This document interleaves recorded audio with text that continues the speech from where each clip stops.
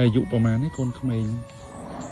ใบชะนำเตียนเชียงตายนี่กลมบูน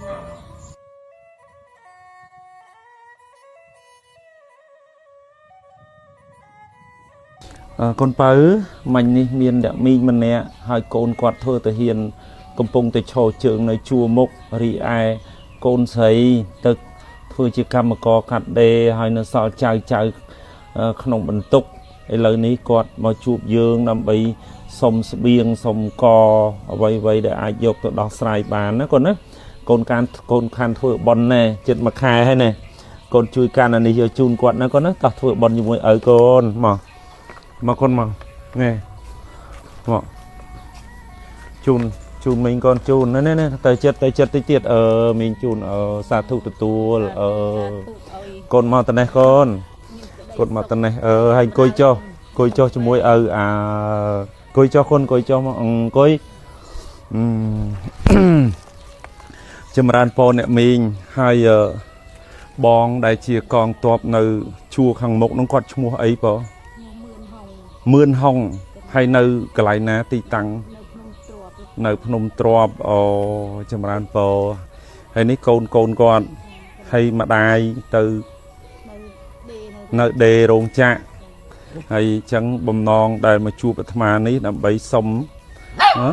cò sông biên do từ hộp chẳng ấy chấm ran po hay lời ní ma cho môi nâng con khuôi ná sông chu nơi tất chấtประกอบដោយមេត្តាក្តីអាណិតនិងស្រឡាញ់នេះចំពោះកងទ័ពរបស់យើងនៅជួរខាងមុខផង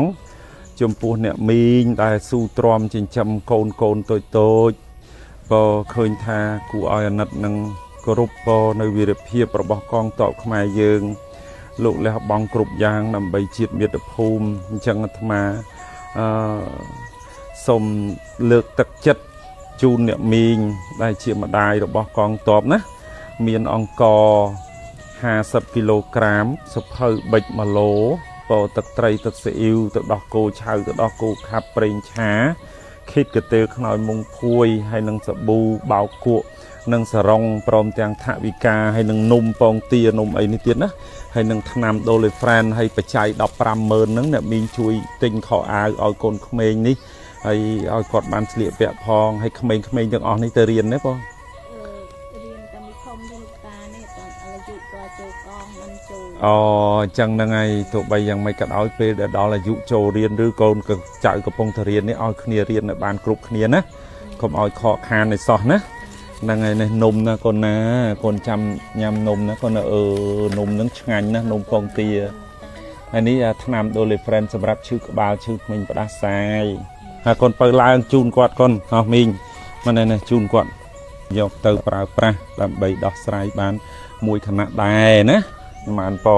បរិខាទាំងអស់នេះគឺកើតឡើងបានមកដោយសារញាតិញោមដែលគាត់អញ្ជើញមកវត្តស្រីសាកោដូនស្ដាងនឹងញោមដែលបានផ្ញើបច្ច័យតាមរយៈប្រព័ន្ធវេបច្ច័យនឹងបានជាខ្ញុំកណ្ដាលអាត្មាភាពប្រើប្រាស់ហើយនឹងធ្វើសង្ឃធម៌នេះដូច្នេះសូមកើតមានដល់ម្ចាស់ទានគ្រប់គ្នាបានសុខសប្បាយកុំបីអាខានឡើយក៏ដោយអំណាចនៃអំពើល្អនេះសូមចែកជូន